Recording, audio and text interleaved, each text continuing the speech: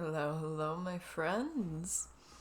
It is actually so strange to just start it up without a game or anything. No music in the background. We're just chatting today. I'm on the big screen. If you're here from the future, I hope the future is well, and so are you. Thank you all for watching. And if you're here, thank you for participating in the conversation because it's real hard to talk to myself sometimes. It's easier when I have a video game to just talk to myself, but just chatting, I'm leaving space for the conversations that we were trying to have at the end of chat last time. Well, it was at the end of, Dwarf Fortress last time. Hello, hello, Clicky. How we doing? I think I actually have some coffee still for this stream.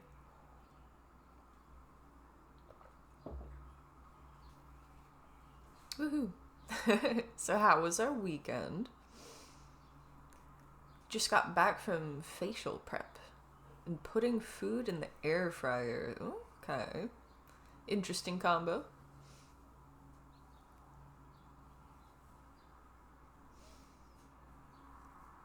We starting our day.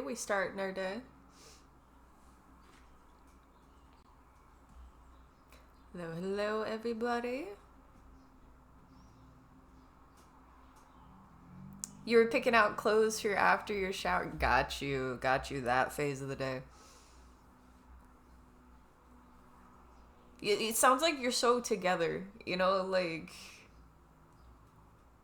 you're probably the type of person that could pick out clothes for the next day. I don't know if you do, but you could. If you're picking out clothes for after a shower. I don't think I think that far ahead. Other than, do I have clean clothes? But that's mostly because I hate doing laundry. Any other laundry haters in the chat?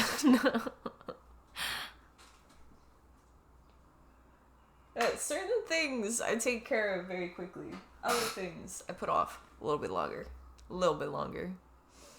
You do not, but clothes prepping can be just as fun and useful as meal prepping. That makes sense, actually. There's a lot of professions, there's a lot of places people can be in their life where clothes prepping is actually a useful thing. I don't know. I imagine especially if you're in some kind of fashion industry, that's going to be even more important. How long do actors spend picking out their clothing when they don't have a costuming department doing it for them, Hello, hello.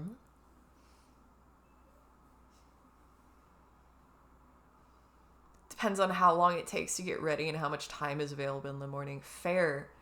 Another thing I forget is makeup. A lot of people wear makeup. The way I figure is if... Okay. I'm going to say this very simplistically. When Asmongold starts wearing makeup for his audience, sure, I'll wear makeup for you guys, but until then, if the guy streamers don't have to do it, why should I?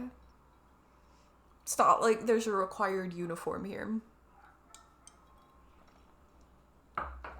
Other than wearing clothes, generally. I think they require that on this site now. I remember that there was a controversy about that for a little while.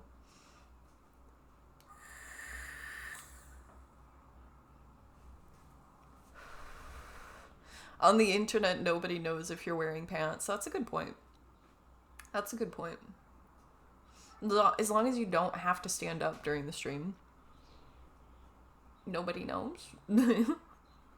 But also, people got in trouble on Zoom work calls at one point during the pandemic because of that, the whole quarantine.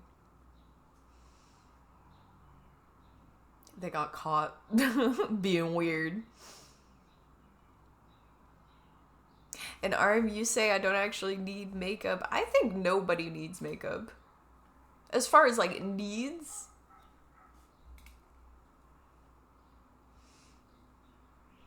Oh, you know what I could do? I think I want to put the chat on the screen.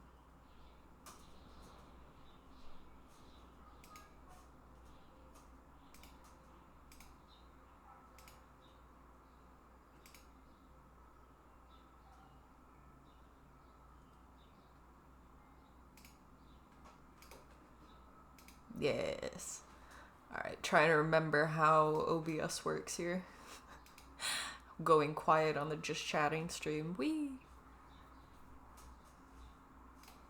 I'm a professional. Professional gamer, not a professional chatter. No.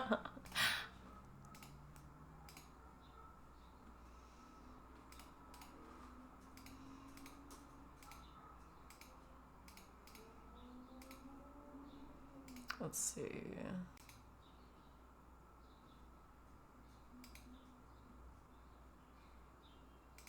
Where is it putting it?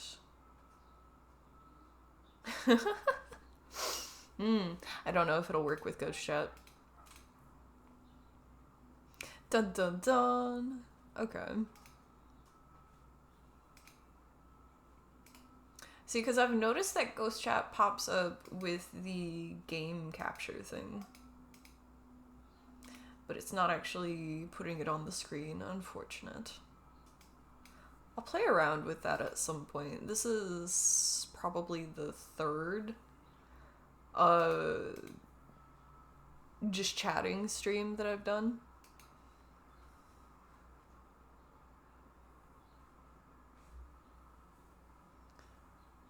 Clicky says, yes, putting on wool long socks that have been on a radiator all night on a winter's morning is one of the best feelings in life.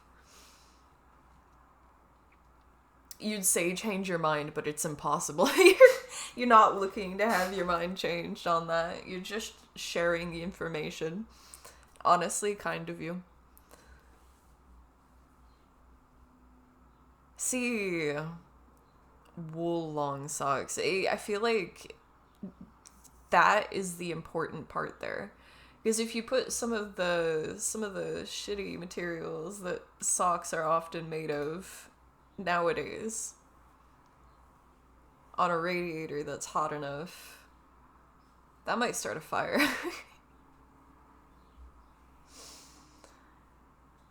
That's because everybody wants to make stuff out of polyester.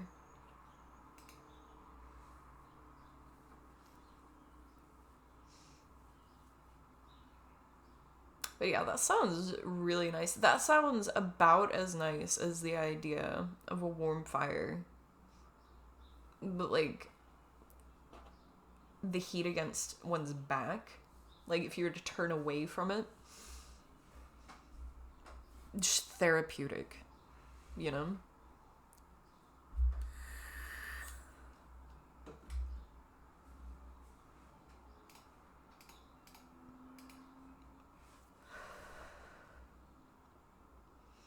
Hello, hello, Levy. Been a minute. How you doing? This is partially a get to know me, just chatting style thing. Because I've realized I have this tendency to be more nervous in video games before I've died in the video game.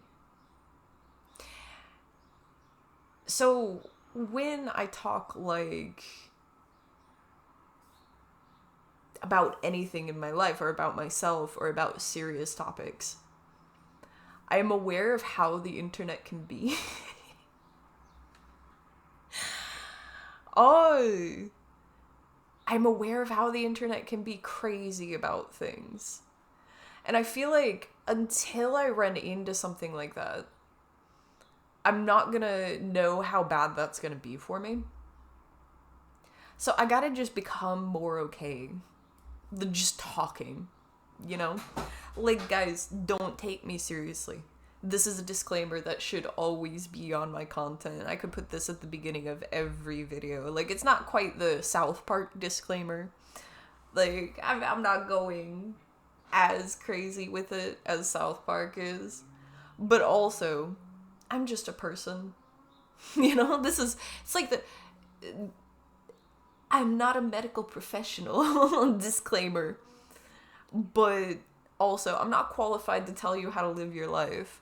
I've just figured things out from living mine. You're saying it's my podcast? Perhaps. Perhaps. You'd love to listen to my podcast? Well, you are then. I gotta remember that the camera is here. I'm normally looking at, the game on my screen. But now I'm just looking between chat and all the different things on Twitch that I'm not normally looking at. Little distractible. Ghost chat was a good thing for me.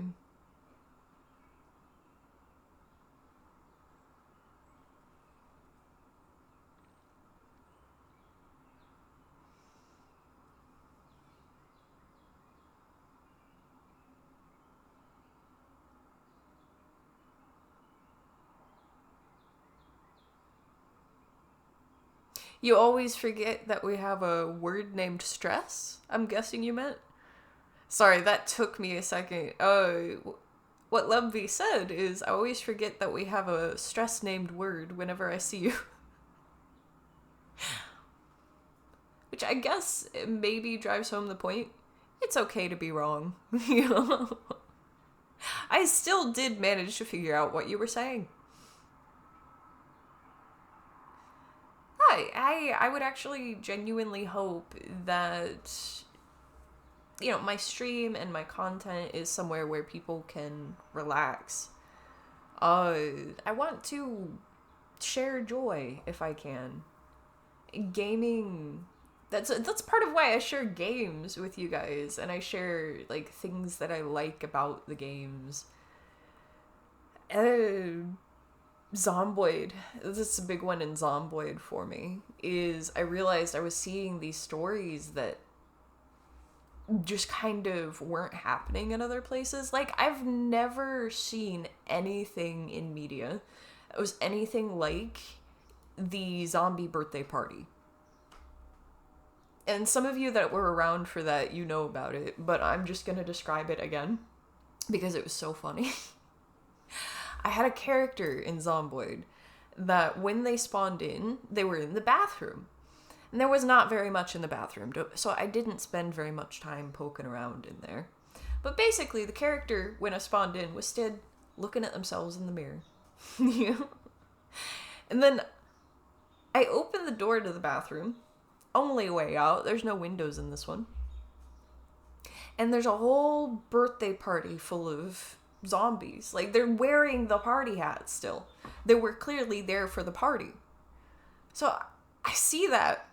I see the character inevitably getting mauled by all of the zombies because it was enough to grab each limb and drag him down. And I realized this guy must be the birthday boy. It was a surprise party. His surprise party turned before he got out of the bathroom.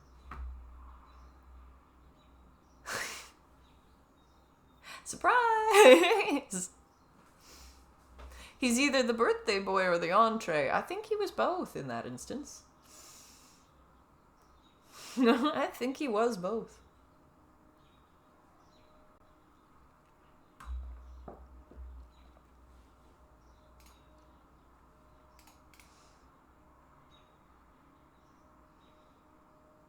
Let's see if I can get the chat on the screen so it doesn't look like I'm just talking to the voices in my head.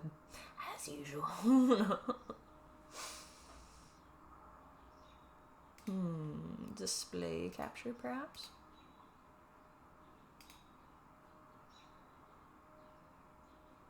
Nah, that's trying to capture the monitor.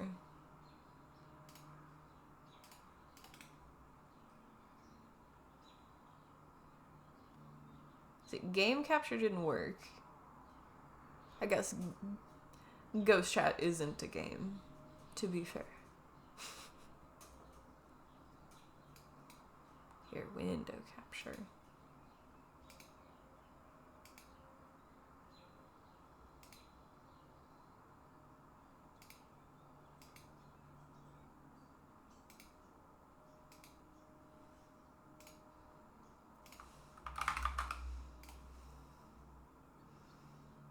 Whose birthday? The character in the Zomboid series? Yeah. Well, it actually... Oh, man.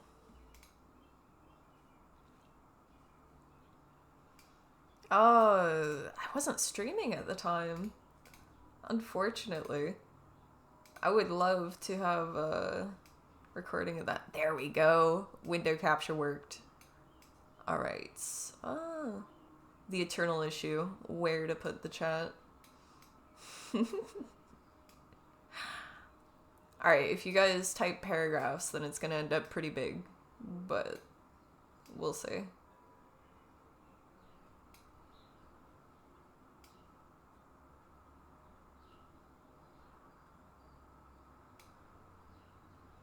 Did I change the chair cover? Oh! Right now I'm using a little scarf. And the chair cover is because my cat ripped this chair to shreds. Oh boy. There's the paragraphs. What did you even type? Are you typing in Latin in my chat? What are you summoning? Excuse me?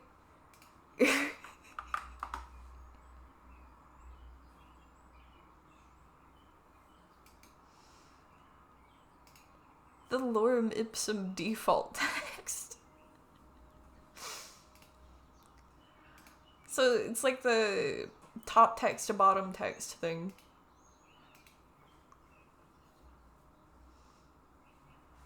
Okay, maybe I should scooch over here. Oh no, I scooched the wrong direction. I scooch over here. Okay. I can recenter.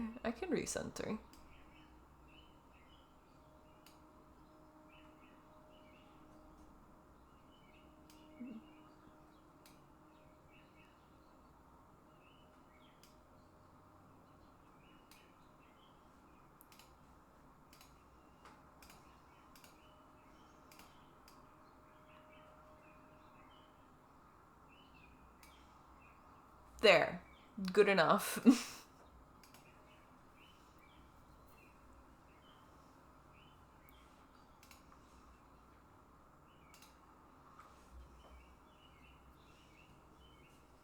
It's usually used for filling in templates like letter contents and such. Got you. So it's like the Quick Brown Fox, but for situations like this, huh?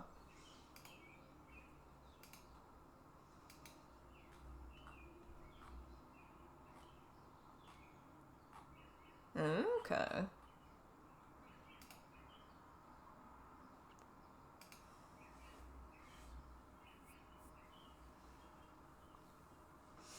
Well then.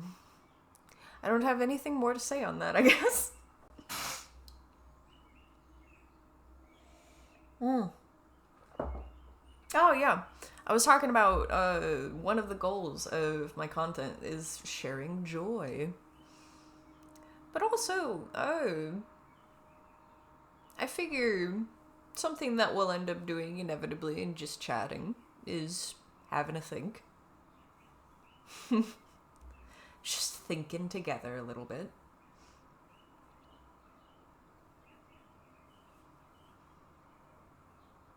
How does your friend respond when you ask for answers in an exam?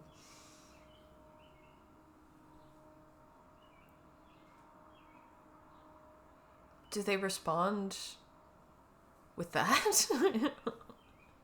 They're trying to sabotage you.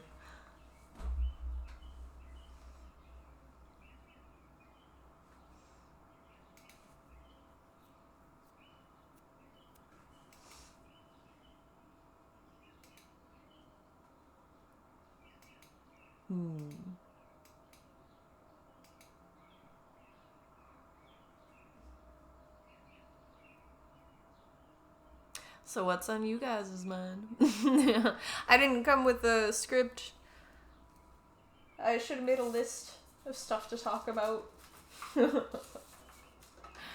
Now my goal is to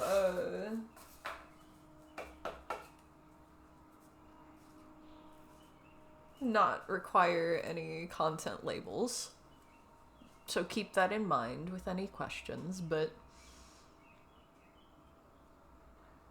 yes, I also wanted to make it clear in the title, like from the get-go, that I am open to receiving questions. I am open to you getting to know me. Oh, there is a lovely breeze today. Throw a pillow at your friend and tell them to be serious. You solve an alarming amount of problems with pillow-based violence. At least it's pillow-based violence, I guess, if it's gonna be violence. Don't censor me. We're talking about pillow fights.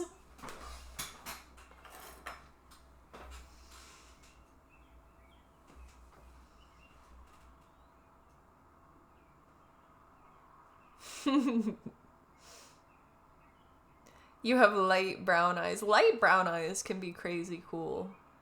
But I don't envy that some of the coolest looking colors with light brown eyes end up happening when the sun is shining on the eyeball. And the sun shining on one's eyeball does not feel good.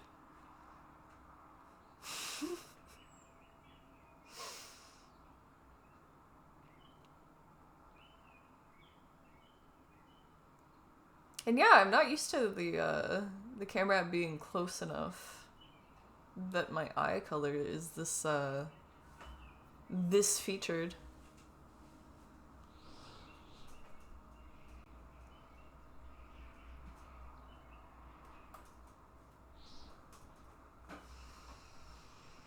I've been thinking about all of the different games I've tried on stream, but just haven't continued with.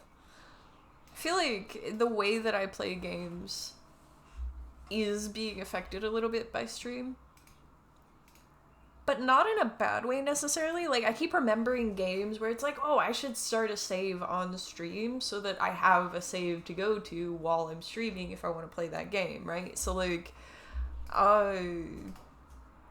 Bioshock, for instance, I might not go back to that for a little while because there's several games that I want to play before then. I think Dredge actually is gonna come before Bioshock.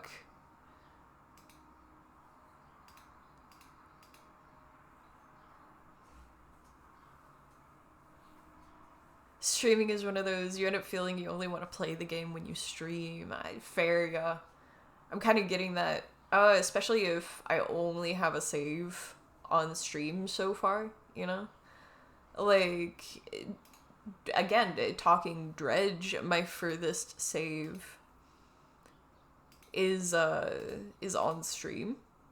So I'd have to, if I was to play it on my own at this point, you know, like off of stream, then not only am I catching up on another save because I don't want to progress the save that we're doing together off of stream, that feels like, I don't know. It feels like when you start watching a show with somebody and you watch episodes without them, and then you go back and you're watching it with them still, but like there's almost this inclination to, like, you don't know whether to hide whether you've been watching it on your own, depending on, you know, whether they'd be upset about it, or, you know, you don't want to give away what's going on in the show because they're not caught up to it. Like, it messes with things. I don't know. I feel like if we've started it together, then we should finish it together. Ooh, Lebvi has a game recommendation. Love to hear it. I'm always open to, like, game and show and movie recommendations, stuff like that. Always looking for stuff. Now, I might not add it to the list on the first recommendation, but if somebody else then recommends me the same thing, then it moves up the priority, you know? Like, that's multiple people that have been like, you're gonna like this thing. Especially if they have nothing to do with each other. I won't hold it against you that you're all in my Twitch chat, though. I'm gonna have to shift the rules slightly for that.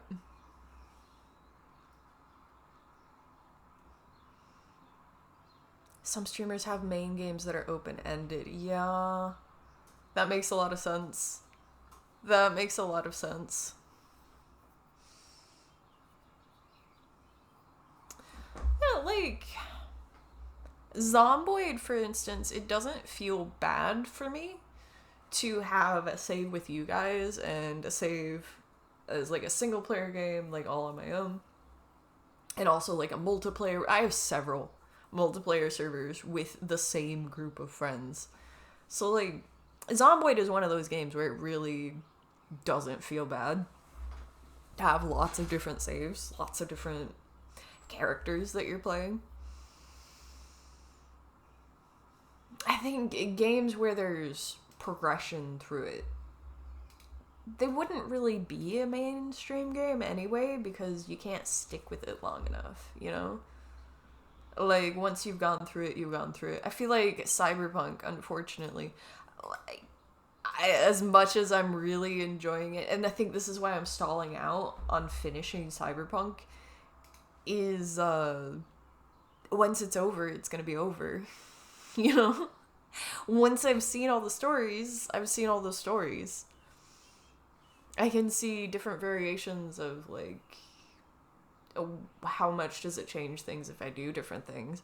But to a certain extent, that's just like, well, what does it look like if I'm evil? You know?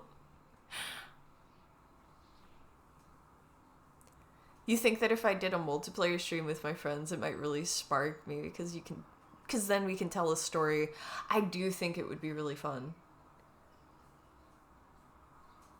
Some of my friends, we've been playing, like, the gaming group is getting back together more often. There's always fluctuations with gaming groups, aren't there? It's like, people have jobs, they got lives at this point. Some of them got kids, you know? Like, if one member of the gaming group has a baby, you kind of gotta wait for the baby to grow up enough that they don't need the parent constantly. Levy's got a job, exactly, yeah. And, like, even if it's just a job, hours change, free days change.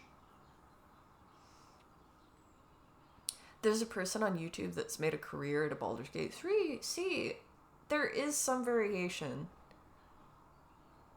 She's beaten the game so many times, and just doing weird stuff now.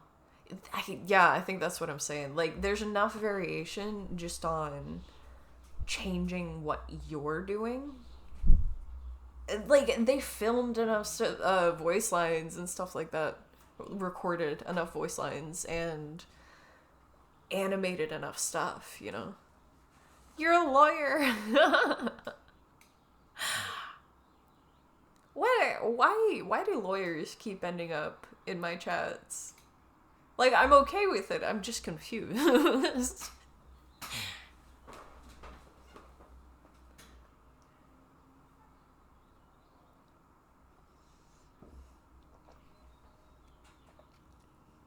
Yeah, I feel like Baldur's Gate 3, it makes sense. You could probably make a lot of content of just the character creation part of Baldur's Gate 3. If you were amusing enough with it, you know? There's, like, dress-up games and stuff like that. Games where it's basically just all about the character creation level of things. They're a thing. There are people that play The Sims from the angle of making The Sims fashionable, I guess. I imagine the gameplay element of that looks a lot like walking around and going, "Ooh, girl, you need a makeover." And then giving them a makeover. I like the architects and the designer Sims. Simmers, they would be, yeah. The ones that they'll look at the Sims houses and they'll go, ooh. Ooh. What is that rug?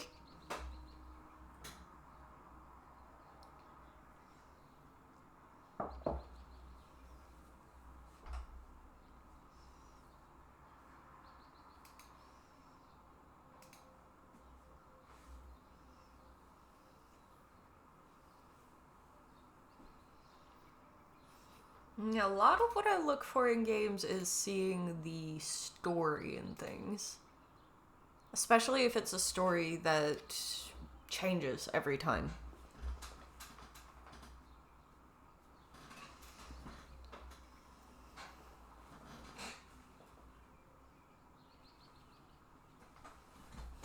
Whether that's because you're kind of making it up as you go along or what.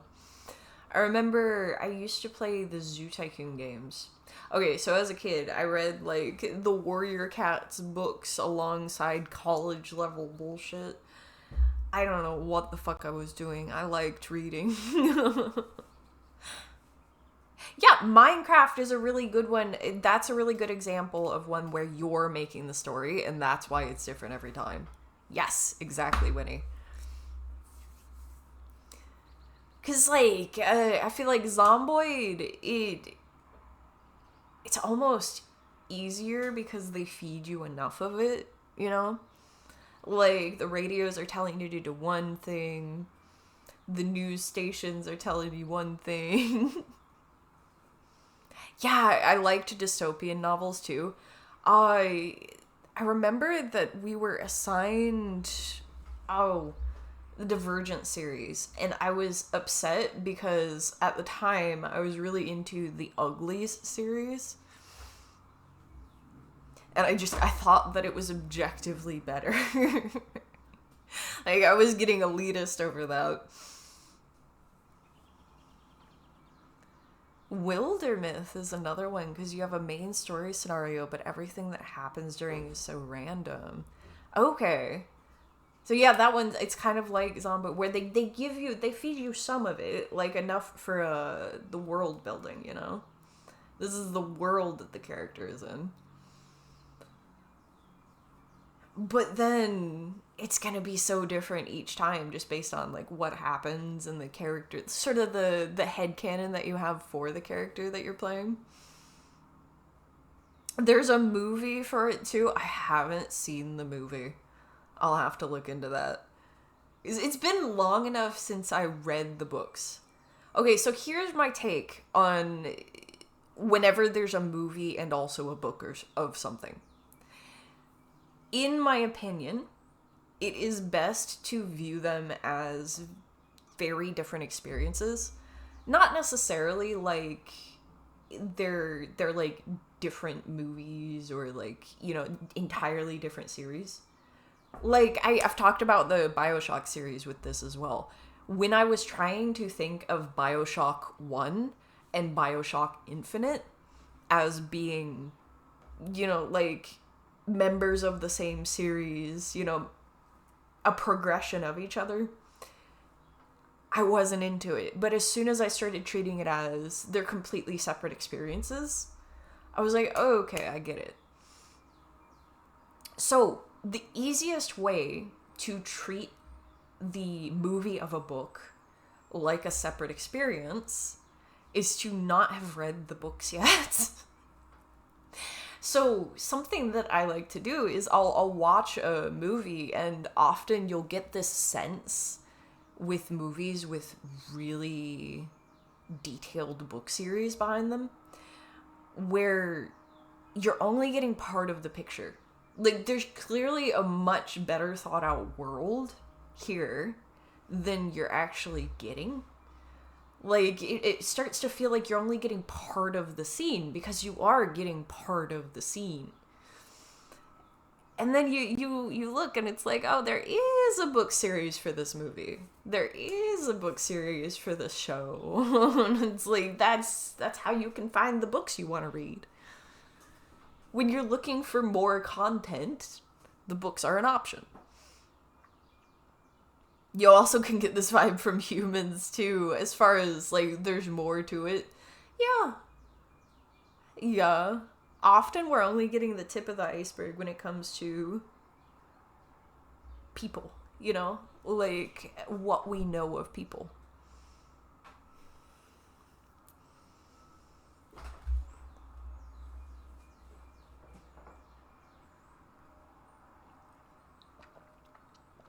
That's for all kinds of reasons.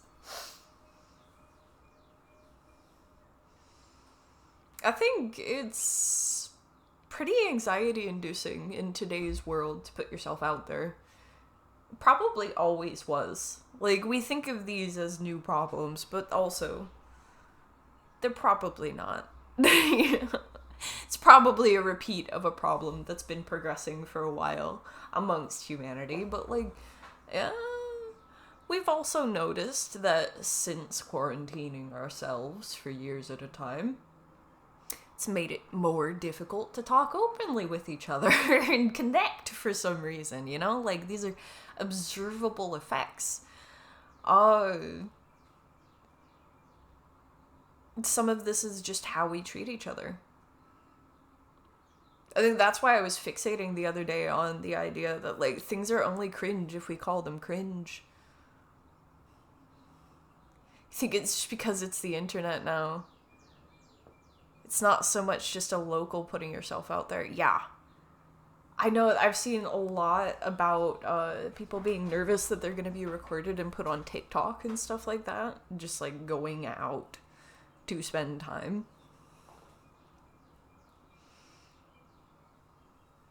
It feels like you'll be exposed if you're weird now. This is the vibe that I'm getting. The thing is, everybody's weird, so everybody's dealing with that anxiety.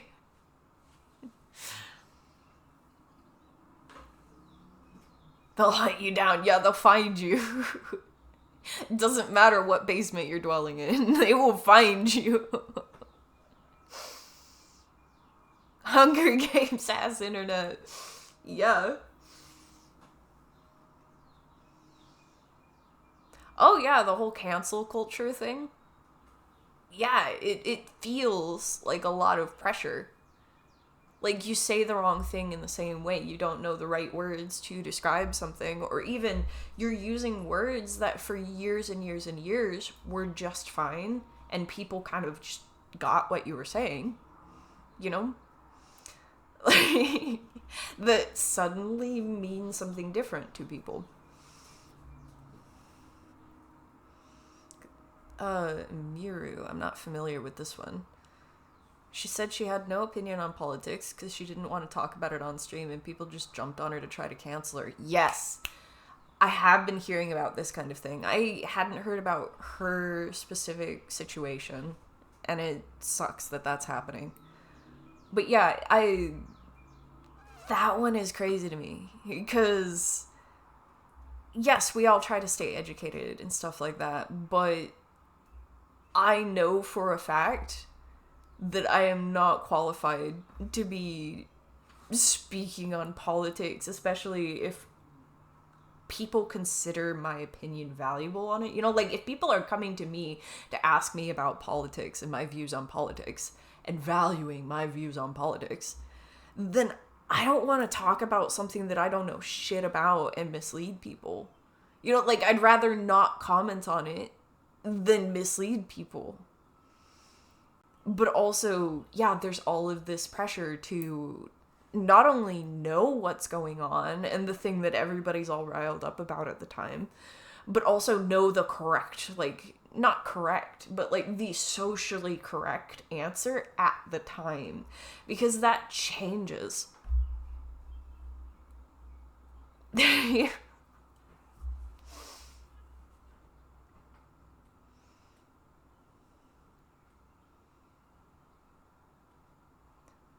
In the 90s, the movies expected nobody to think at a global economic scale.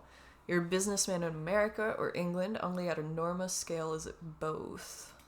However, today, as soon as you open a storefront on Amazon or eBay or Temu, you're selling to almost every country on Earth. The local business just doesn't really exist anymore. Fair, and a lot of this will go back to the money.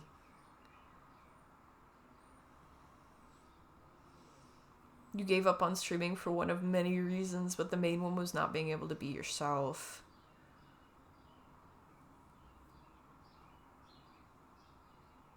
Ostriches never bury their head in the sand to deal with the threat of a lion. Oh.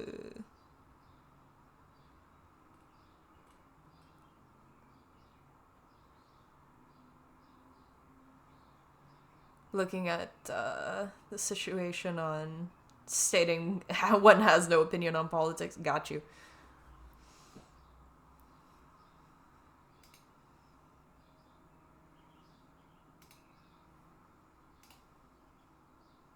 Oh boy, spam bot. 1 second, guys.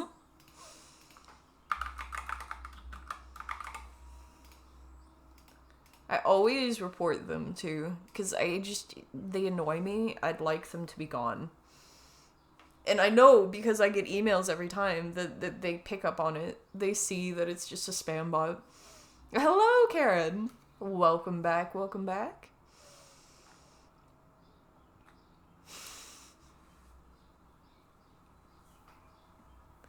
But yeah, no, it's too easy to say the wrong thing, even if your heart's in the right place, even if you're completely well-intentioned. Like, look at Eddie Izzard's situation. I think it's crazy that people went after Eddie Izzard, of all people. And it's old news, but guys, how did nobody take that as seriously as they should have? Did we like your cat? Yes, Karen dropped cat pics on the Discord, and I'm so happy. The cat is a cloud. It is the cutest little cloud. And don't let Laurel hear me saying that. They're different animals. Laurel's the cutest little tortie. It's not the lion in front of you that's the problem. It's the two from the side that you didn't even know were there. Yeah. No matter how good you are, people want to bring you down. Yeah. I think...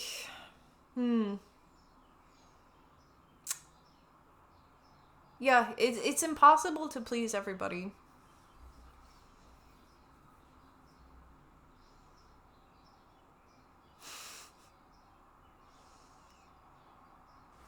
Oh, you meant it in the sense of refusing to take a political sense in this day and age is akin to burying one's head in the sand whilst being stalked by lions.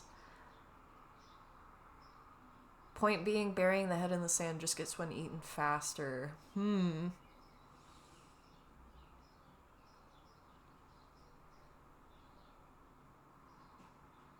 I kind of get what you're saying. But I think that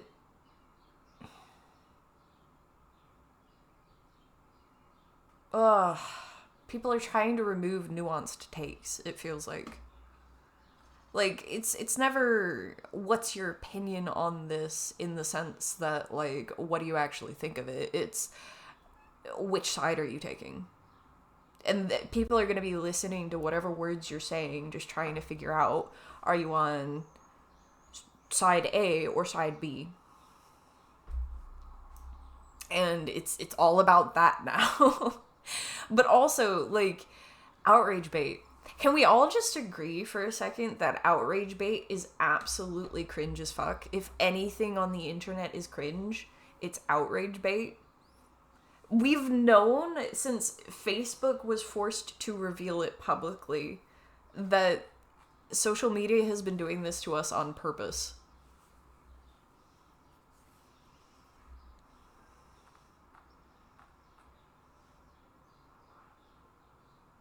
Like, they know that it gets more interaction when people are arguing and the conversation isn't actually going anywhere.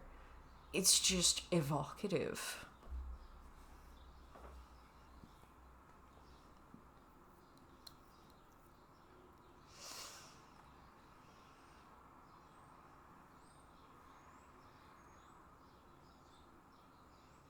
Common clicky W, indeed.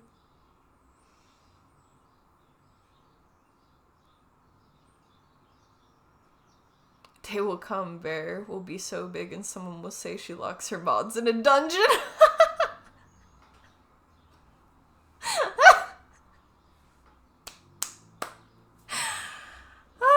Sometimes Clicky likes being in a dungeon. It's like a root cellar on a warm day. Yes, I treat my mods very well. They want to be in that dungeon. I consider consent important. You think when it comes to people streaming, it's not that they don't have politics, but it's that they feel it isn't a place for their social platform if they aren't a political influencer. It's engagement, and engagement makes money and gets views. And yeah. The dungeon would have to have a PC. And snacks. I mean, come on, dude. I love baking. I always bake way too much. If I was running a mod dungeon, they would have the best snacks, dude.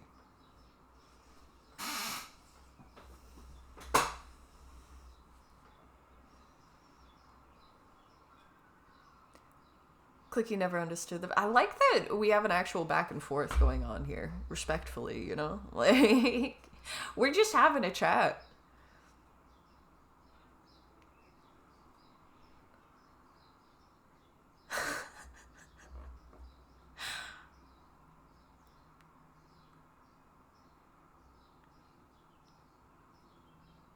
Entire point of politics that everyone should participate, Clicky saying. Because the alternative is being ruled and leaving the parameters of the dictatorship up to the whims of sociopathy. I mean, yeah. Yeah, I get what you're saying. You either voice what your preferences are, I guess, or have somebody decide and assume what your preferences are for you.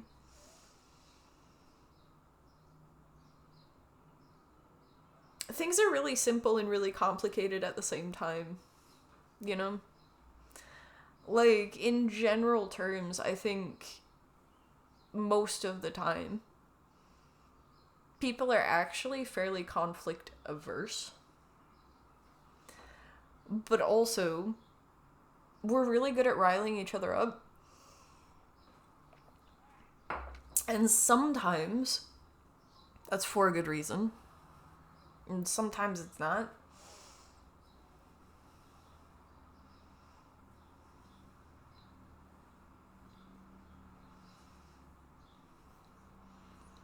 The line of, I live this, I speak about this in real life all the time, I need a break from it. Fair. Some people go to streams to just detach from reality, not get constantly drawn into it. A common person feels that their choice in politics doesn't really matter because in today's format, people are already conditioned to do as they're told. Yeah. I think the anxieties around whether voting matters or whether things are being manipulated or whether things aren't even being counted or, you know, like, there's a lot of anxiety. Or I think people, it's very easy to get in one's head about, like, are they actually doing what they say they're doing? You know? Hey, who's keeping that in check? If you don't know, you don't know. I don't know. And this is why I say, like, there's certain things that I don't want to talk about it because I don't know what the fuck I'm talking about, dude. I very much believe in, like, let's figure things out together. But also, speaking right now, knowing that I'm going to be on video later in the VOD, right?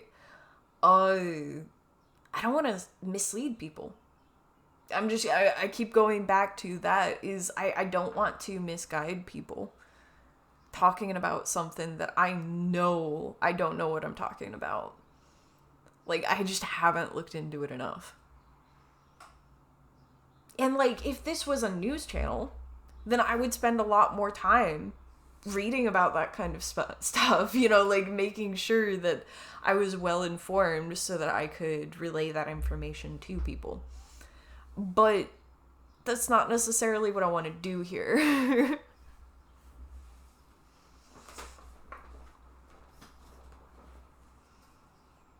And yeah, I think a lot of streams, especially like gaming streams, because gaming for a lot of people is a form of escapism, it does kind of take the escapism angle of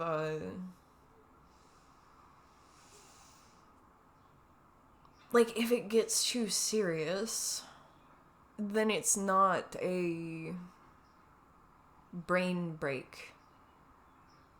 And that doesn't mean that it can't be, like, a thoughtful thing. But me, when I'm trying to understand a biology video or something like that, versus me when I'm trying to understand world politics, very different levels of stress.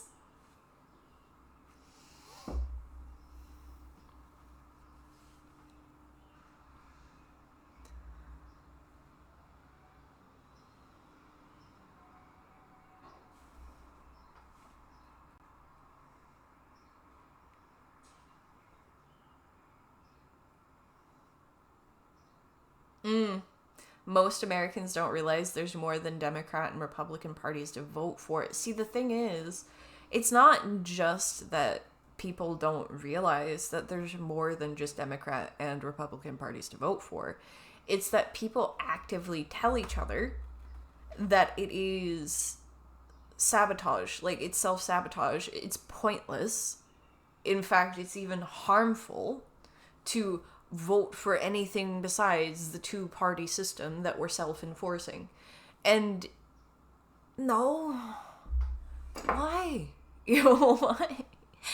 Because, like, the idea there is that, oh, nobody's gonna vote for those guys enough that it builds up enough to mean anything other than just taking a vote away from this side or that side.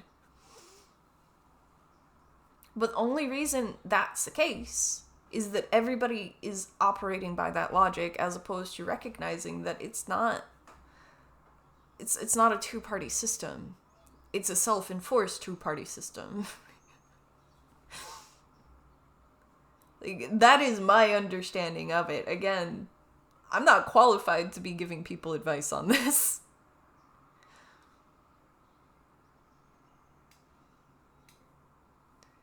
Clicky's of the opinion that the point of politicians is to get under each other's feet to the degree that none of the sociopaths can genuinely get anything done, without caveating to so many other sociopaths that what they were intending to do was rendered moot.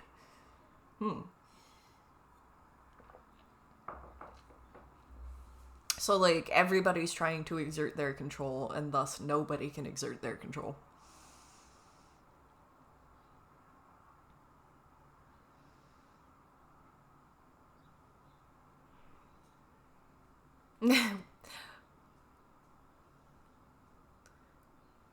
If all the sociopaths that want to take over are too busy trying to get one over on each other, Joe Public isn't getting screwed over by the one sociopath in charge.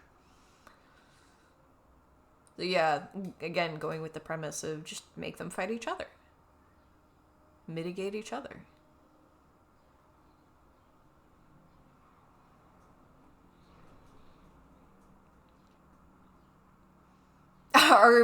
Arm is trying to be Thanos.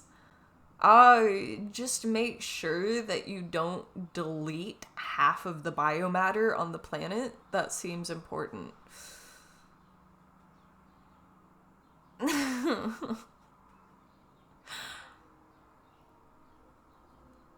Oh boy.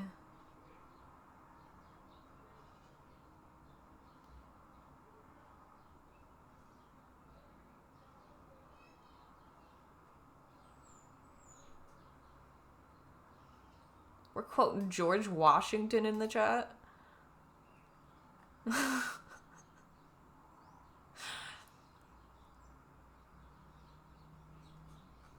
Well, okay. Georgie boy quoted.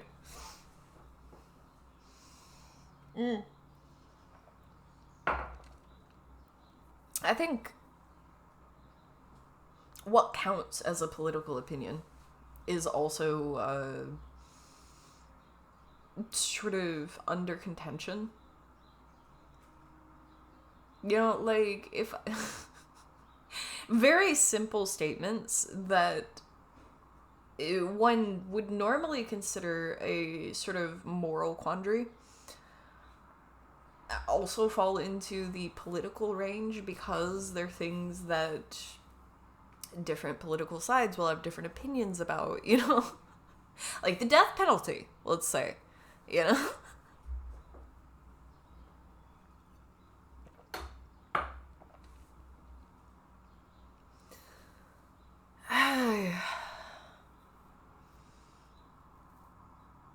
Like,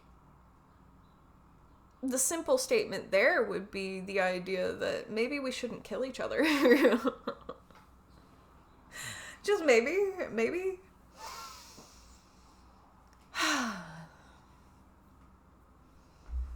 No, nothing is simple. Everything requires nuance. I think I'm too used to seeing Twitter as well, where oh, what is it? There's a lovely tweet that somebody it constantly gets quoted on Twitter because people twist things constantly on Twitter in the exact same way of somebody posts that they like pancakes. Oh, well, you hate waffles? What do you mean? You know, like...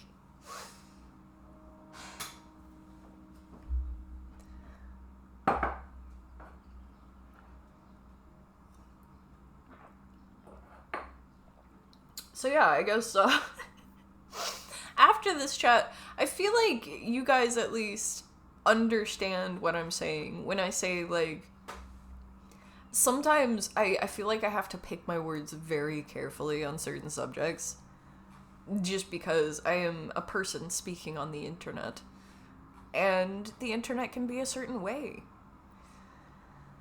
But also, I kind of have to speak. I am human and I will scream. I don't think that I can, like, talk to you without sharing my opinions in some way, shape, or form, you know?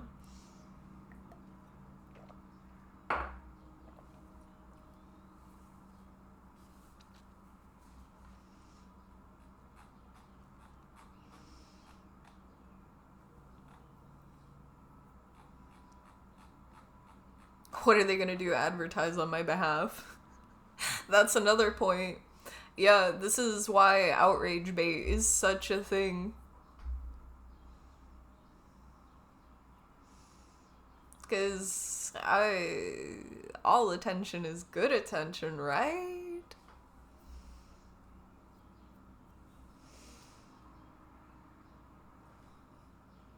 I feel like one can do so with tact at the very least. Just trying to distract you with a smile and stare into the souls.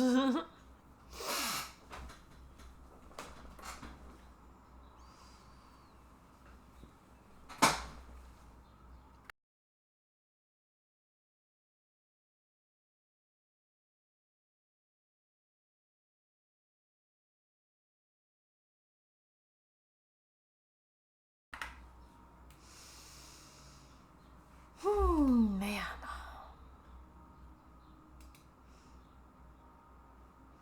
We live in a time where conflict and drama are the new currency. Oh, yeah. Did you guys hear? Did you guys hear about that thing that guy did? Oh, lordy.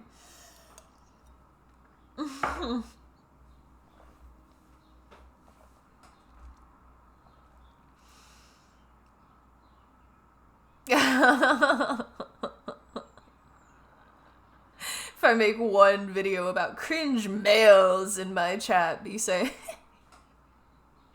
oh boy. Oh yeah. The red pillars would make me famous, man.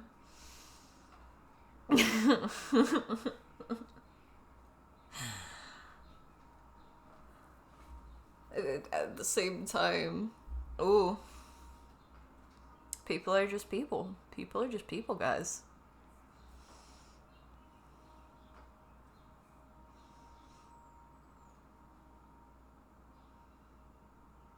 Good attention can result in people becoming so enamored and obsessed that they'll murder you because you didn't do what they want. Yeah. Bad attention can result in people becoming so wrathful and obsessed that they'll murder you because you didn't do what they want. Good attention and bad attention are just a spin on the same thing.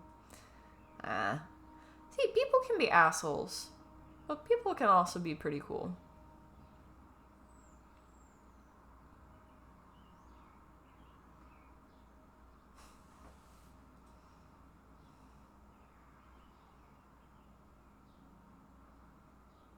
This is why I need high attention. People who are so baked they think I'm floating in 3D.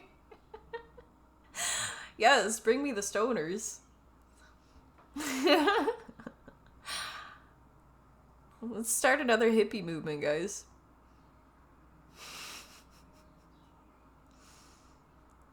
Why are you so mad? It's only a game. You typoed approve.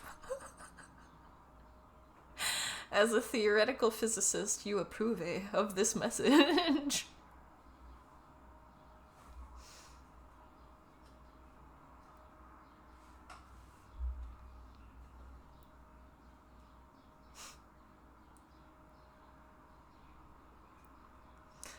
Yeah, no, I think...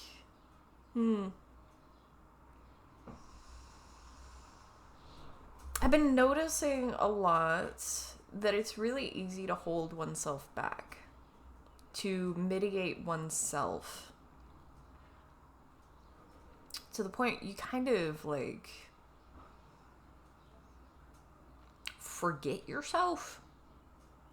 Not like you've forgotten your place, but like, when's the last time you actually, like, asked yourself what you want? Not what you think you should do.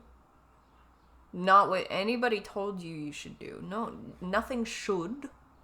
No, just what you want. Clicky and you are like Sheldon and Leonard. I can see it.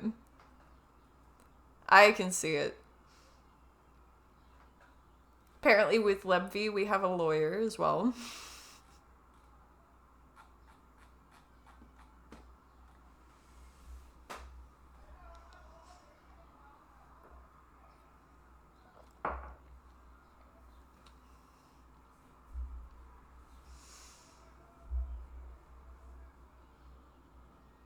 Karen can be Penny.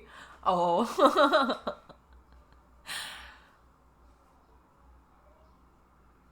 Leonard dated an Indian lawyer, if you remember right. Oh, yes. Who was she? Freya, you guys, I watched that so recently. You guys remember. You guys remember. Raj's sister, it was. Lenbard is an amazing name for a D&D character. I just realized I've never actually played a bard in D&D. I've played so many different like characters and roles. Like, I played a character that was a sword, basically. She was a blade sprite. That was a fun one. It was a homebrew. But I haven't played a bard. I've always thought the way that most people interpret charisma is kind of boring. Like, something that we have to establish here. Charisma is not just appearance. A lot of people, they'll say, oh, if it's charisma, that means that you're beautiful or you're well-spoken or something like that. And it can mean that. Like, it could mean that. It could also mean you're super ugly, but you have an absolute silver tongue. Charisma is a vibe. Exactly. Somebody could have a stutter and, like, not be very well put together. They could smell horrible, you know? And they could still be crazy charismatic. I knew somebody in, like, high school that he did this thing where whoever he met Like, while he was meeting them, he would ask them to loan him $1. And most of the time, if they had it, they would. And it wasn't like... He didn't actually want to get anything with the dollar. Like, sometimes he would go to a vending machine or something like that. But usually he'd just keep it for a little while and then give it back to them. Like, pay them back with it.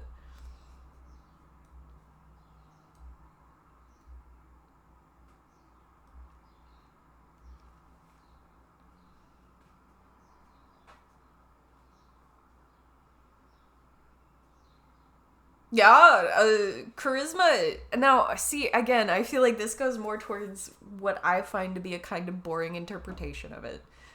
But I understand that it's a very popular interpretation of the bard. The bard that sleeps with the dragon, the bard that can charm anybody into something like that. But, like, it's not just that, okay?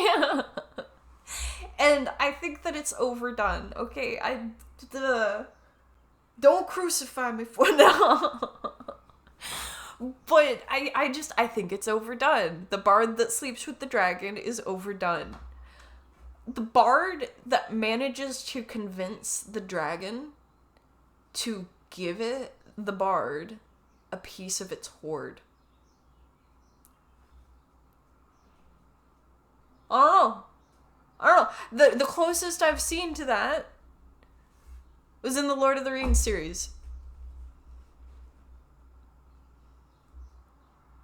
You played an evil paladin that convinced people to see that his way of doing things was justified. That's an intriguing concept. I would watch a movie or a show, either one.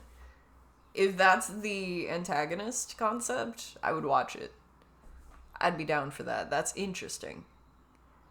Especially if it's very clear to the audience that the paladin is evil, but he keeps managing to convince people. And you can see at the same time exactly why those people would be convinced. I think that would be interesting. He was a drow. All right, dude.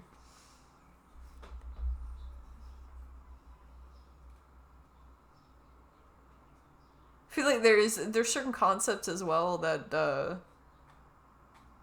they only work if the players let them work. Like, I had a character that basically she was I forget, was she like a wizard, sorceress? I don't know. She was a caster. But she was blind. And she would see through, in like Game of Thrones warging. She was doing that all of the time, basically, with her animal familiar and other animals. She would look through different perspectives, through the eyes of different animals, to see. And, like, it was a really fun concept. It was really fun to play, but then, of course, the party cleric was like, I could fix you being blind. And it's like, no, don't. Don't. Like, it ended up being a whole, like, it was a good scene. It was a good scene. But also, if you're a cleric and a character has their whole thing built around, like, something like that, they don't want to be healed. Don't fix my damn RP hook. Yes, exactly. What are you doing? I understand that we have the magical technology, but don't.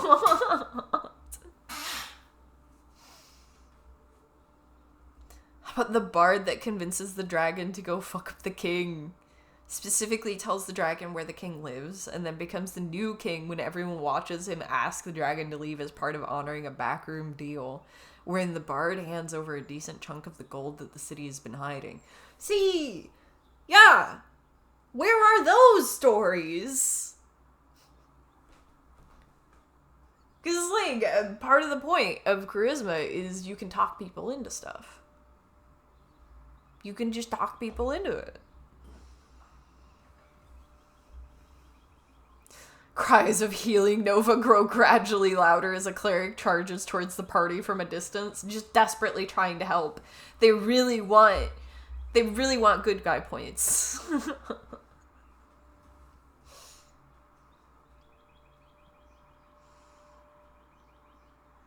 No one wants to see those stories. They want the heroes to win. I don't know about that. I don't know. Now, I do feel like this is one of those things where what people actually want and what they think they want might not align perfectly. I have a sneaking suspicion that it has to do with execution, though. Because there are plenty of movies, plenty of stories that have ended with either, inconclusive, like you don't know how it goes, or actually things go pretty badly. I think some of my favorite examples would probably be some of Stephen King's short stories. Now, from reading the prologue in those, that had a lot to do with whether he could think of an ending for it.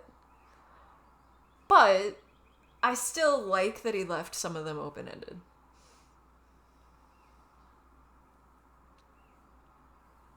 Ooh, here's a premise. You weren't the chosen one. You are a tool that your master crafted to be unbeatable by all but himself. And a gay came. Oh no. Oh, words are hard, guys.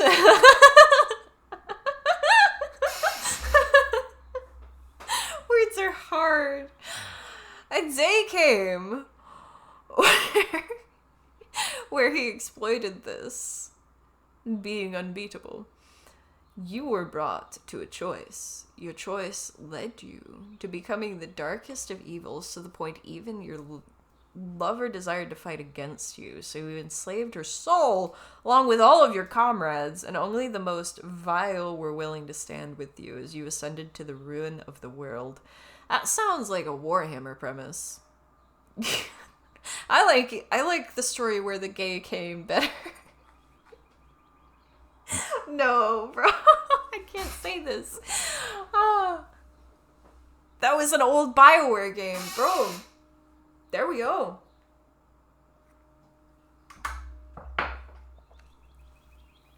Actually, kind of not surprised that's BioWare. They like doing stuff like that people will get upset about it, but then you look at it and nobody else is doing that.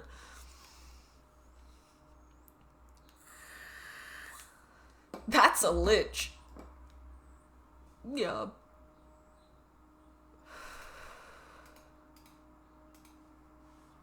It was called Jade Empire. It was such a goated story, even if the gameplay was a bit mid. Oh. There were so many games like that, looking back on it. Like, I went back and I played Beyond Good and Evil fairly recently, like within the past few years. And just looking at the gameplay, it's really not a great game by today's standards. Like, it's not terrible. It actually kind of holds up, and there were some interesting things they did, especially with, like, unique boss fights. But it was entirely the story that held it together.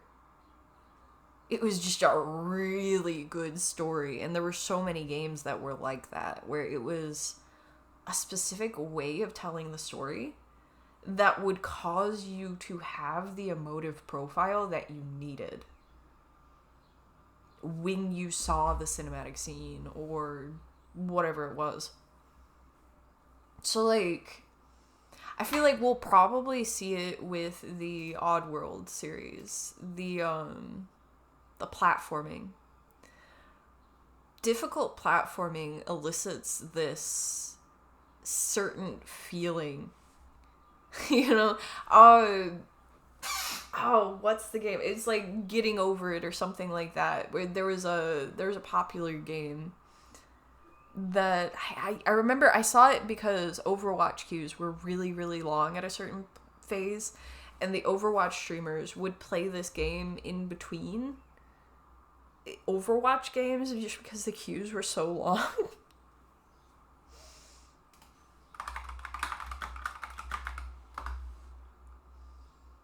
Yeah, I think Getting Over It. That's what it's called. Uh,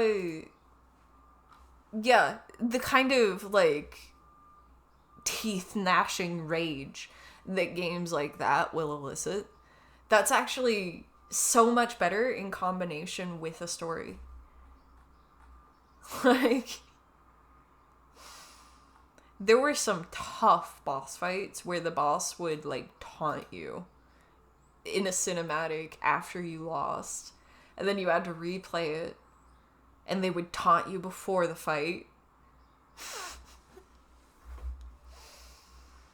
And it would just get you in such a state by the time you got to the cinematic where you had beat them.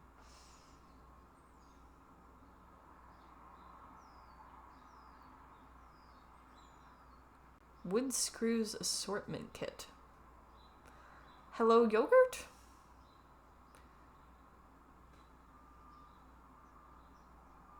Are you saying I have some screws loose?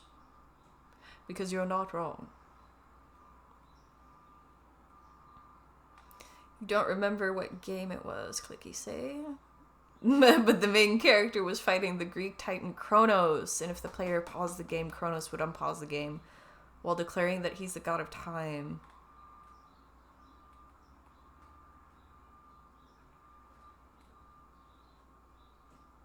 Oh, what is that, like a God of War game? I haven't played any of them. I've just listened to the music. Heard about it occasionally. But it reminds Arm of a Metal Gear Solid game. You had to change your controller to player 2 because he could predict your moves otherwise. That's kind of hilarious. Is that the same one? That was an enthusiastic yes.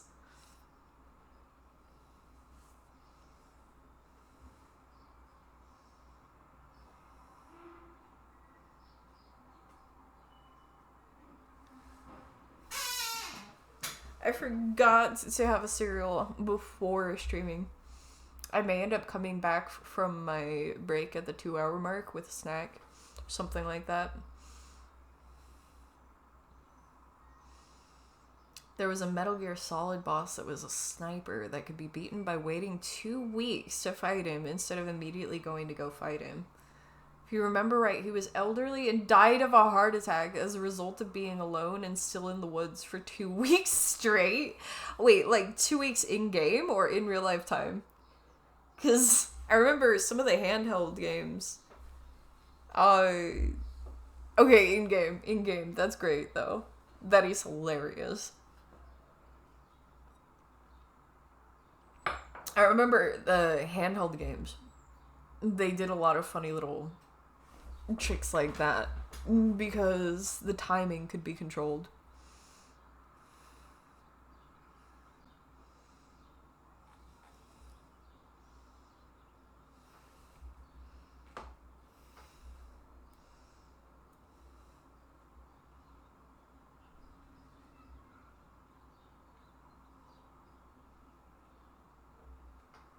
See, I already got the email.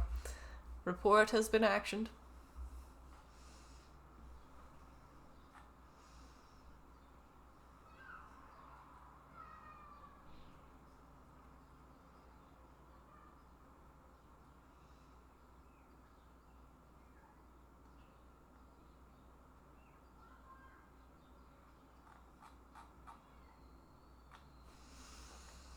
I think games exploring evil characters and what makes them evil and things like that can be really interesting. I think that that's kind of underexplored in a way. It's difficult to do in a way that isn't excruciating for the player in some way, you know? Because, like, I don't know, as a gamer, I don't like being forced into decisions necessarily. Even when a game is guiding you along a railroaded path, right? They have to do so gracefully. Otherwise, why am I not just reading a book? Why am I not just watching a movie? That is actually one of the issues I kind of had with Life is Strange, that style of game, where it's like, why could this not just be a movie or something like that?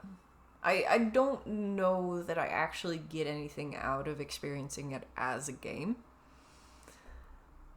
Especially since, like, okay, it kind of pissed me off that they released it in chapters. As a game experience, it feels bad that they released it in chapters. But if it was a series of movies or something like that, then it would feel very natural. I didn't want to buy it, like, the episodes. That feels ridiculous. That feels too microtransaction-y. Versus if it had been several movies, you know, I would watch several movies. But even that is different with streaming, dude. I feel like that would mean more if people still went to fucking theaters to watch movies.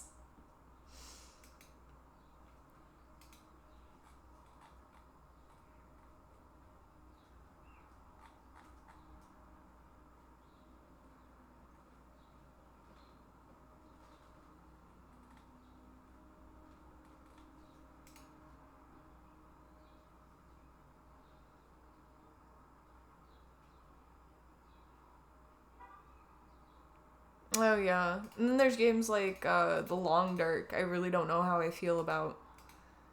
Like, there's all of these different experiments that people have done with payment models and release models that I'm just not sure if I like.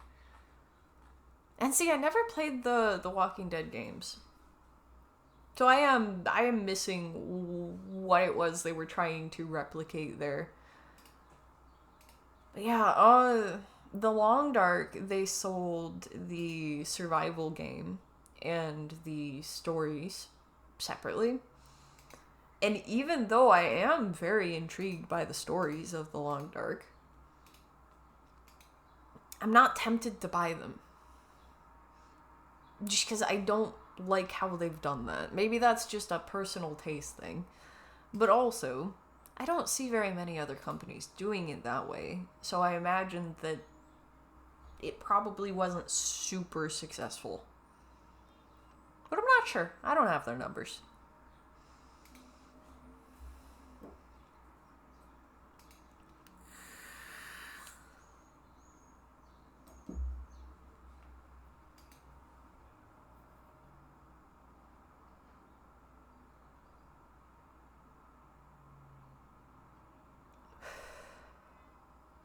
But yeah, it sounds like the Metal Gear Solid games were interesting for that. I never played the Metal Gear Solid games. Never played Final Fantasy.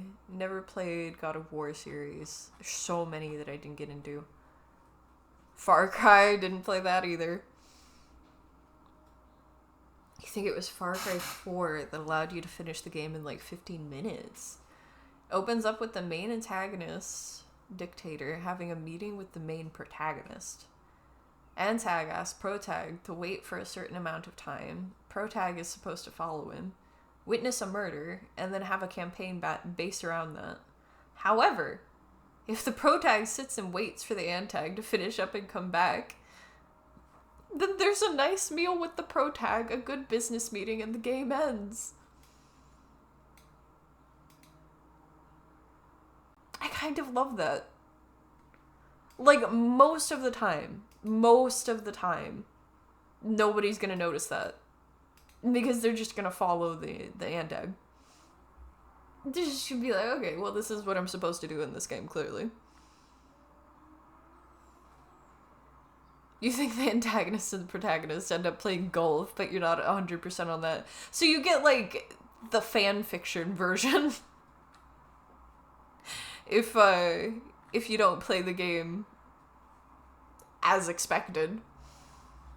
And I love that. I love that. This is the kind of thing that brings about Baldur's Gate 3, where there's just so many options for what you can do, and they've actually considered that you do that. You know, like, the characters actually have a response. They have dialogue for that.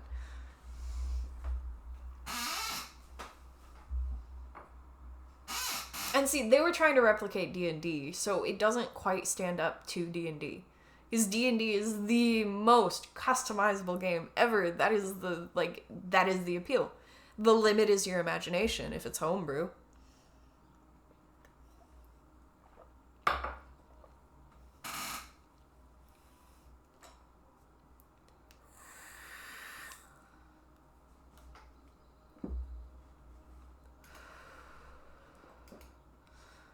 Oh, man.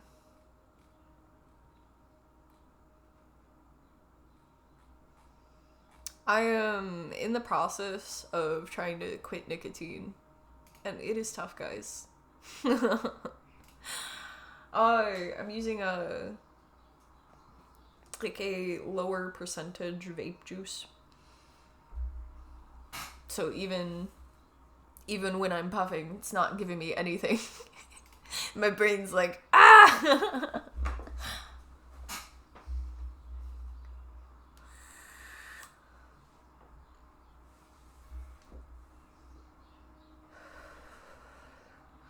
You don't even know what I mean. There's only one correct playthrough path because only the Krissa Excelfira playthroughs are valid. Fair. You know what? Fair. Icons. You don't want to mess with them. You can't mess with them. What the fuck? That's the entire point of the game, is to make sure they can get together. Yeah. I haven't actually gotten to see that. I haven't gotten that result in my playthroughs. Okay, so the only time I've finished Baldur's Gate 3 was on a evil dirge run. Like, not resisting the Dark Urge, but an evil dirge run. And I got to a certain point with that character where I just wanted to be done with it. I hated them. I didn't want to see them anymore. I just wanted it to be over. I hated my character so much. And I think, like, on the one hand, they did a good job. If I'm doing an evil run and I actively hate my character, then they did a good job making that character evil. But also, I got to a point where it was just too much for me. I don't want to be that person anymore. But what I realized playing through it that way is that what I was missing in Baldur's Gate 3, the first time I played through it wasn't a Dark Urge run, was that Baldur's Gate 1 and 2, it was always Dark Urge runs. I don't know if it's even spoilers. Baldur's Gate 3 has been out for long enough that you guys should know what's going on with a Dark Urge run, but yeah, what's going on in a Dark Urge run? That was the case in Baldur's Gate 1 and 2. That just was your character. No matter what customization you did to your character, that's who you were.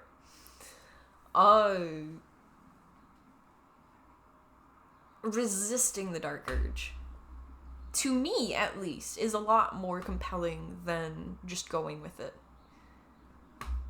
I don't know if I like how Baldur's Gate 3 went with that, because you can't in Baldur's Gate 3. Not in the same way that, like, I don't know. I gotta replay Baldur's Gate 1 and 2. I'll do that on stream sometime. Someday. Hold me to it, dude, because those games were my childhood. They were my favorite games growing up. And if you guys like Jaheira, then you need to meet her boo. Lead was cool. I love Jaheira had a subby husband. Like, a nervous, stuttering, subby husband. Do you understand this? Jaheira, that strong woman. They were iconic. They're awesome. I love them so much, and I'm so sad that he's not around. Baldur's Gate 2 was a tragedy, bro. A beautiful tragedy.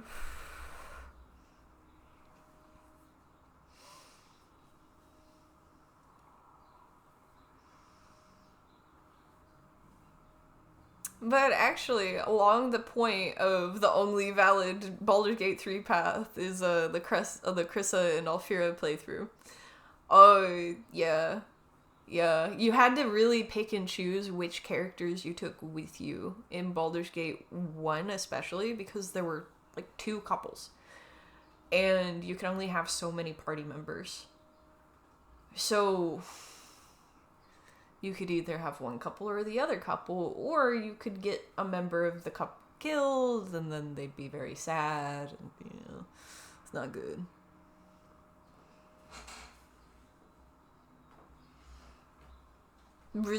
Oh, yeah, I'm not gonna read that out. You play Baldur's Gate 3 solo 99% of the time. Fair. I think, I may be biased in this just because that's how I played Baldur's Gate 1 and 2. But I think that's probably the best way to play it. Although, are you talking solo as in single player? Or are you talking solo as in party members, like NPCs? You run AC builds and having party members just makes the turn order slower. The enemy aren't hitting you anyway. Single player, no party members, honor mode usually. Okay.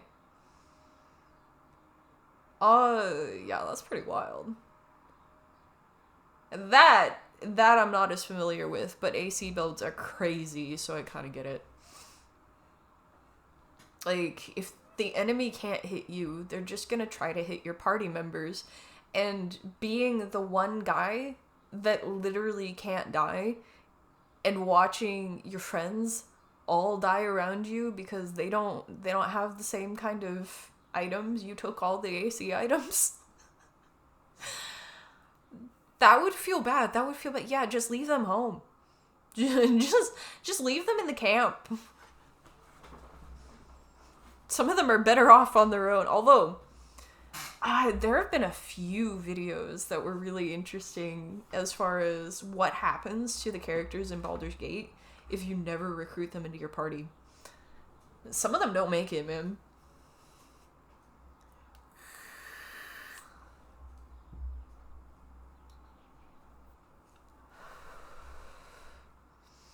(27 AC and cannot be crit before leaving Act 1 is not only possible, but your favorite way to play the game. Fair. Can't touch this. No. You just gotta play that the whole time. Doesn't take any damage. Radiant tank. Fair. It's reminding you of a radiant tank. Doesn't take any damage, and every time someone misses an attack on them, they just take damage and get debuffed. That's just a fuck you. You tried to hit me? Rude. I know.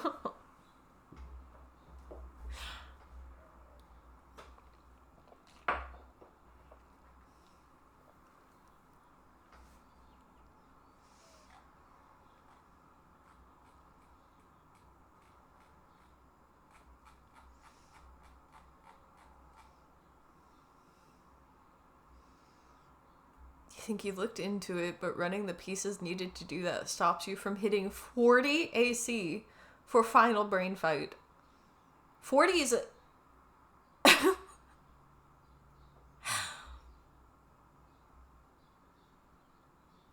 What? You just like 40 as a number. Oh, okay. I'm sorry. Your brain turned off for that sentence. Oh, it has to happen to some of us eventually. Like, all of us eventually. Oh, come on. Yeah, my brain turned off too. It has to happen to all of us some of the time, right? That's what I'm going for. It's spreading. No. The brain rot infection has been released upon the chat. I'm sorry, friends. These darn computer viruses, huh?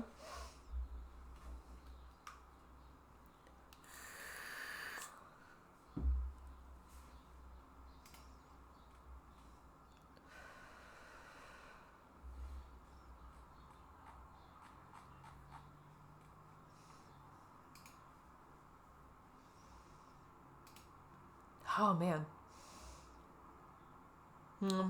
I think eventually for just chatting streams, I will at least do like a little note card of maybe a few subjects that we could talk about, just to remind me of things to talk about, because I keep having moments here where I'm just like, there are so many subjects to talk about, and yet, brain empty. Not like I'm put on the spot, we're just chilling. Side note, you're never getting a brain implant because when you were a kid, you liked opening people's DVD drives. You don't want to know what the equivalent to that is. Just pop somebody's eyeball out.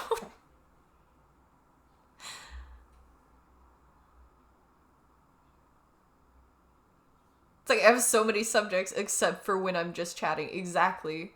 As soon as it's time to talk about the subjects, gone. If you could be a netrunner like V, you'd consider it. Oh, see, that's just a paranoia game. Because if you're gonna be a netrunner, then you gotta be the best. And then if you're the best, you gotta stay the best. These people are gonna be trying to mess with you and steal your techniques? I don't know. Random upload a kill order on so many people. Ooh. I think my favorite part, and this is terrible, like, this shouldn't exist, but, like, one of the most useful parts in Cyberpunk of that whole thing is when you tab, like, scan people. And it's not just, like, their criminal record, but it's their affiliations and all kinds of information about them just by looking at them, like, at a glance. Ooh. And, like, that's terrible. That's so invasive. But it's because it's so useful. I don't know how to explain it exactly. I might be able to get this out of my brain in Enduras. I might be able to, but it's because of how useful it is to a character like the V that you're playing that it's freaky and shouldn't happen. Like, yes, it's incredibly useful, and also there was a dude that had, like, a criminal record for putting pineapple on pizza. And I could just see that about him by looking at him the right way.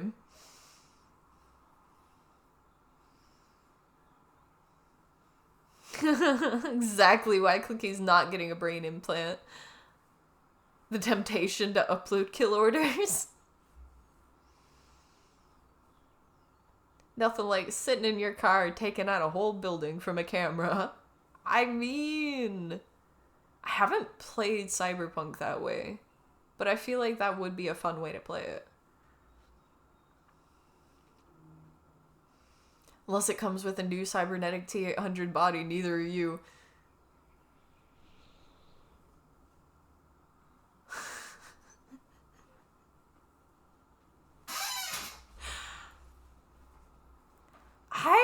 I feel like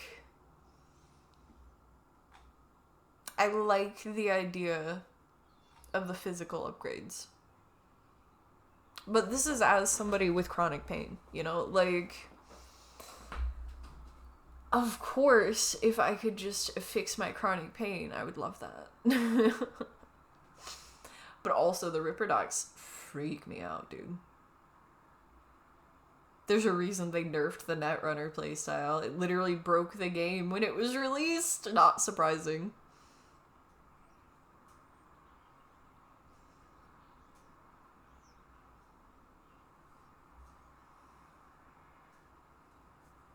You know how the T-800 was male appearing by default and could change its shape?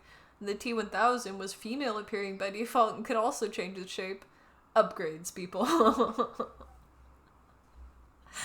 Oh.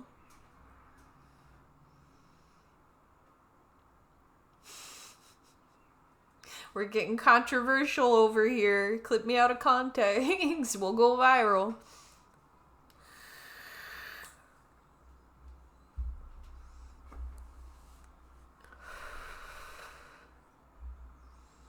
Fucking gender politics, bro.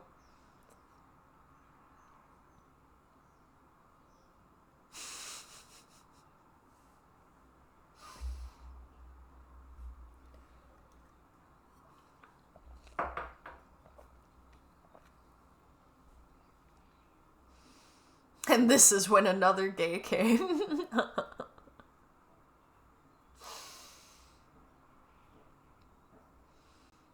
No matter what happens, always know another gay will come.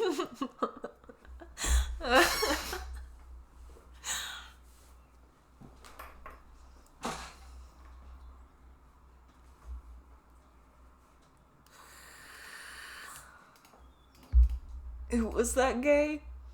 I was.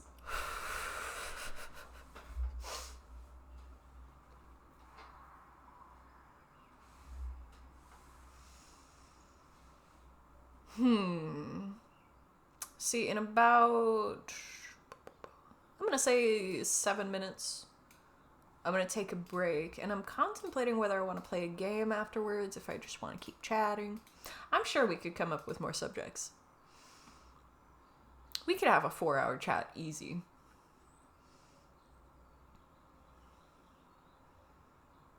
Just know another gay will come completely changes the meaning of the movie titled The Batman Rises. And today is that day.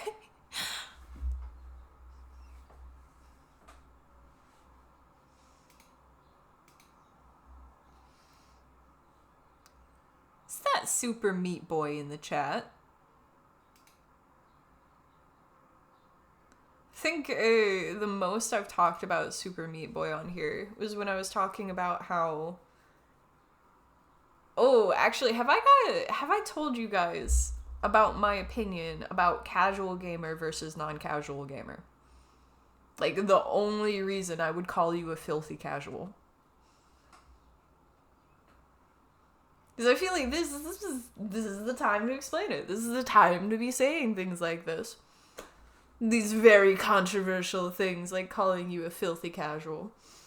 Okay, so, in my opinion, a filthy casual is just somebody who only plays one type of game. So yes, the people that only play, like, phone games and stuff like that of the one type, you know, like, they're just playing Tetris on their phone. They're playing Candy Crush or something like that, and they only play Candy Crush on their phone. Yes, sure, they're casual gamers too. Well, that's not what I'm talking about. I'm talking about, you know, the guy that only plays FPS games, but he thinks that he's so good at video games, you know, like, fully, he's on, like, elitism as well, but he only ever plays FPS games. Guy's never played a platformer in his life. So as soon as it's time to be trying to, you know, like, jump around and move around the map in weird ways, he's at a disadvantage all of a sudden. Because he doesn't know what he's doing. He hasn't played games like that. No, he hasn't focused that skill for hours at a time, you know. Platforming, it's if somebody spends time on aim training, but doesn't spend time on platforming, and hasn't spent time on platforming in their life, then they're missing way more than if they hadn't done the aim training.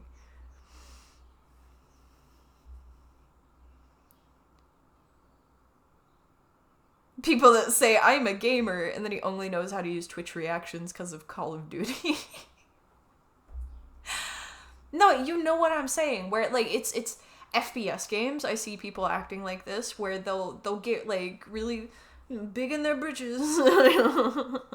Too big for their britches. Thinking that they're, like, they're the best gamer in the world, but really, you know, they may call the phone gamers filthy casuals. I think that they're filthy casuals because they have not broadened their horizons. I think that a gamer is somebody who plays different kinds of games. You know? I think that if you're not broadening your horizons, then you have to admit at a certain point that you have very specific interests. You know, like, sure, they can be an FPS gamer. You know, like, sure. I still think they're a filthy casual. But that's mostly to try to encourage them to broaden their horizons, to be honest. But also, I think it's funny that people end up elitist over genres of games.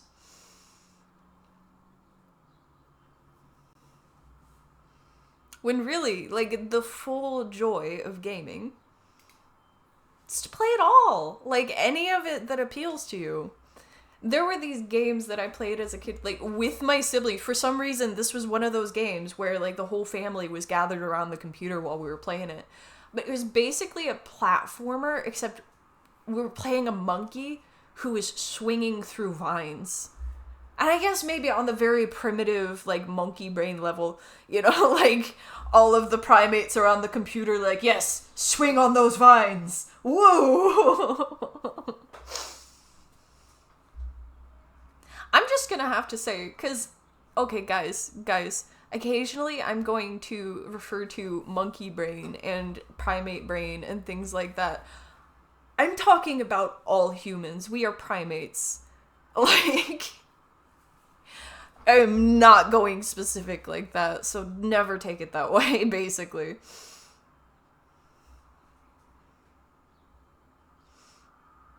You got chicken brain. Yeah, exactly. Like, it's that kind of, like, reptile brain, chicken brain, and primate brain are all different areas. You feel me? You're a dinosaur. You got the dinosaur brain going. Oh god, I started on the internet on forums, and I remember a huge phenomena on the forums were non-human users, NHUs. We even had an acronym. But it was people taking the concept of, on the internet, nobody knows you're a dog, and running with it, where people were like, I'm a velociraptor, and there's nothing that you can do to prove that I'm not a velociraptor. You don't know. It was kind of beautiful. It was a beautiful time on the internet. And there were full-on debates about, like, how much people should, like, put up with it.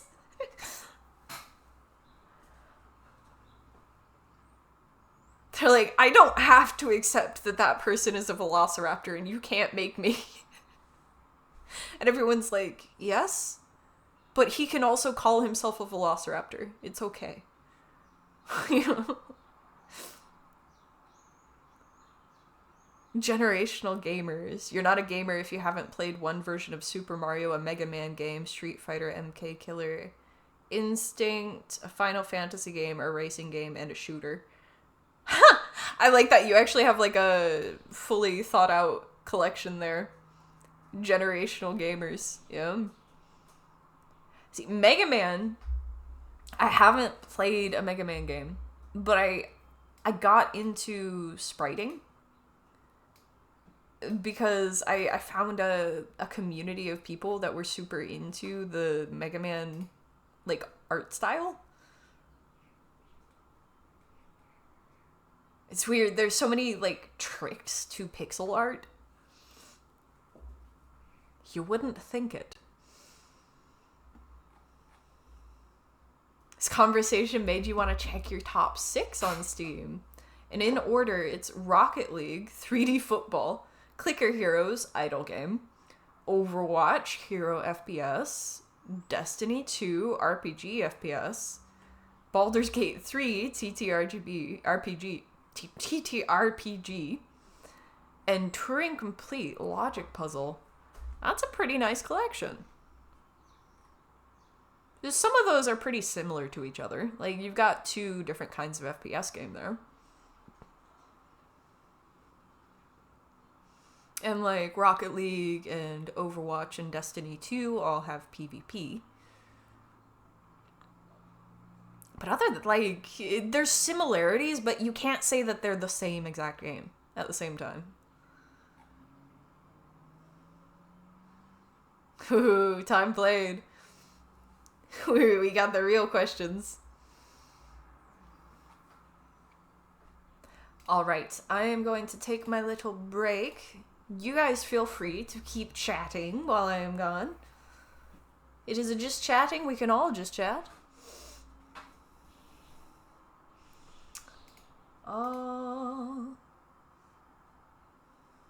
Yeah, I'm just gonna mute and walk away, basically, because I don't have anything to leave the screen on, and I don't want to leave it a black screen, so... Hello! Oh, one second. There we go. I didn't use scroll lock, and then did use scroll lock being my mute unmute button. Anyway, hello! Hello, my friends. How are we doing? I see that we kept talking. I'm happy to see this. Wow is a game. If you value any concept of sanity or life, you don't play it. It becomes a full-time job. Just don't do it. Yeah. So far I'm seeing this that I agree with.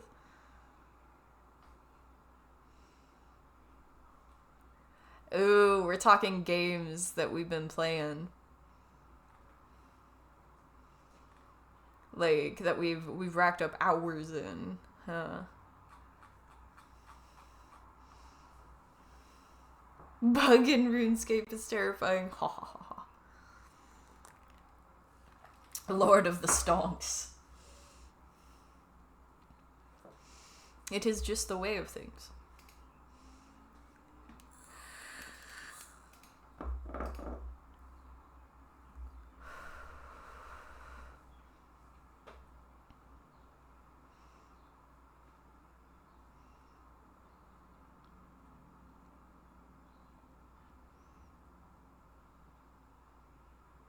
You see memes of people in guilds being mad at people for not treating it like a job. See, I'm surprised that people still do that.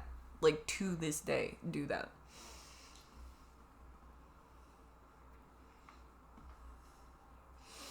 Oh no, my face is itchy.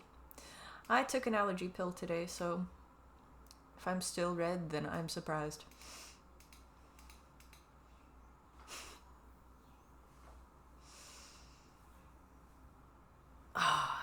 Now you have me wanting to check my most played.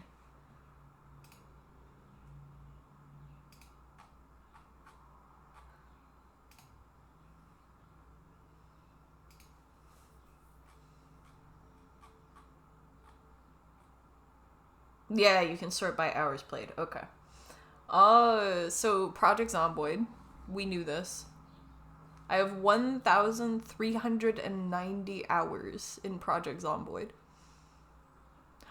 Soon enough, it will be 2,000.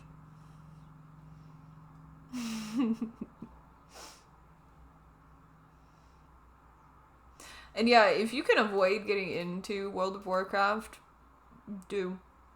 Just avoid it. It's like crack, not even once, man. They genuinely perfected making an MMO addictive. Like, they're the ones that started figuring that out, and they figured it out, bro. The amount of money that they have gotten out of people, they figured it out.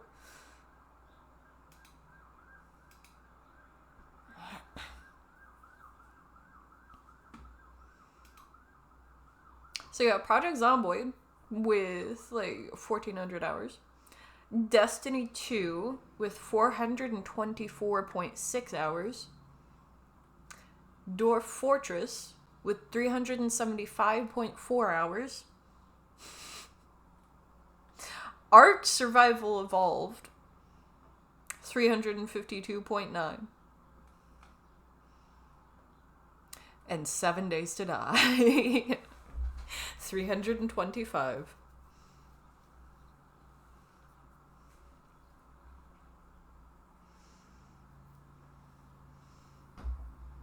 I feel like that's a pretty good range. I've got 2 zombie games in there, but they are completely different styles.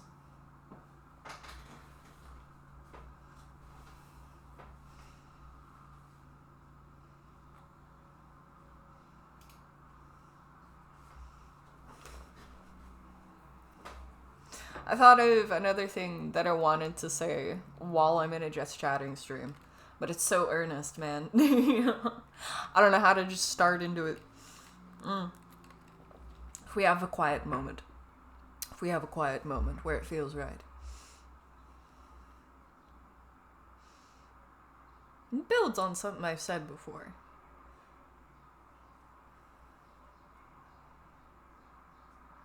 Willingly told Clicky your top 2. Wow. Words are hard, guys.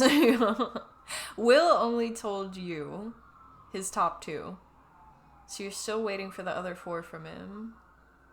Wait, are we doing top 6 or top 5? So my 6th is Baldur's Gate 3, and I'm kind of surprised by it. I didn't realize I'd played that much of it. You know? 293.7 hours, though. Maybe I just left it open. Turing Complete is 6th, and you consider it the best game of all time, so you're not leaving it out. Understandable. Baldur's Gate 3, it holds a very strange place in my heart. Because I do enjoy it, but I have to treat it separately from Baldur's Gate 1 or 2, otherwise I'm kind of disappointed.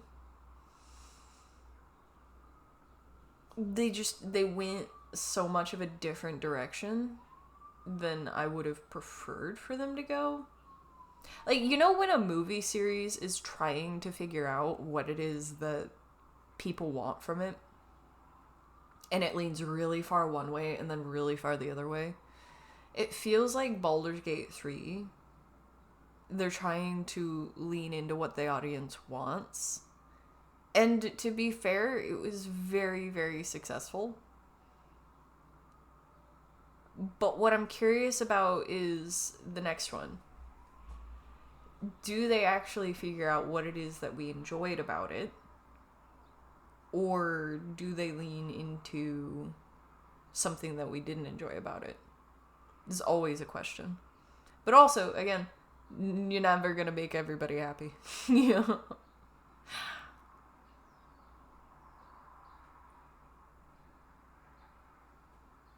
Easiest example there with Baldur's Gate 3 would be they took it in a way where if they understand it incorrectly, they might think that people want basically a dating game.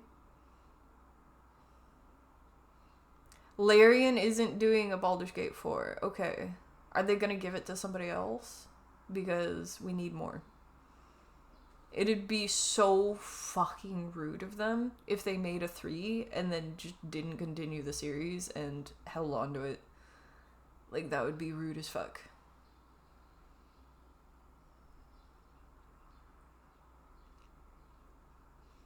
On Steam, your 3rd is Insurgency with 521. Then Darkest Dungeon with 386. Don't Starve Together 371. And RimWorld 297. But it should be bigger since you played beta offline. Fair. No, yeah, I have a similar situation where, like, playing some games I think it was Skyrim or something like that. that it didn't count the hours for because of the way that it was modded. But then also, I played a lot of my hours of Skyrim on console, not even through Steam. That's how I played it first. Thank you all for being here. Thank you for chatting with me.